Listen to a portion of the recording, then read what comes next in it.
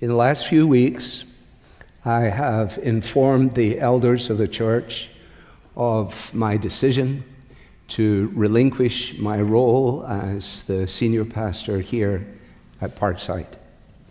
Not tonight, not tomorrow night, and not for 12 months of nights. But on the 14th of September, 2025, God willing, I will make it that long. I say God willing, and I said to them, no later than, in case they would like to get rid of me sooner than, in which case I'm open, but it's not my plan. Why do this? Well, that particular day will be 50 years since I began with Derek Prime at Charlotte Chapel.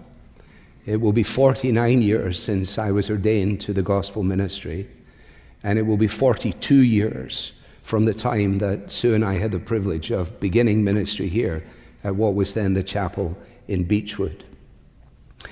I took a leaf from Derek's book in that, although I was not with him, I recalled that when he made the congregation aware of the fact that he would be stepping down, he did so 12 months in advance. And he did that for the same reason that I've chosen to do it.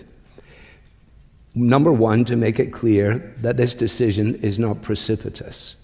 It's not driven by anything of which I am personally aware other than my ambition to pass the baton, as you say, baton we say, or no, we say baton, but to pass it safely into the hands of my successor.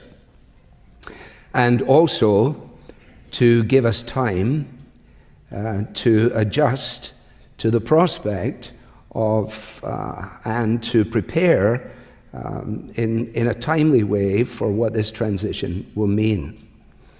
It also gives me time to prepare for a future that doesn't involve coming to this pulpit. That will be a strange future. I will not retire from Christian ministry. God willing, again, I will have opportunities as time and interest and health enables me to be involved in various places and things, certainly to be more committed and more involved at Truth for Life when I don't have the responsibilities and privileges here. You should also know that Susan and I have come to this decision together, and also with the affirmation of our children.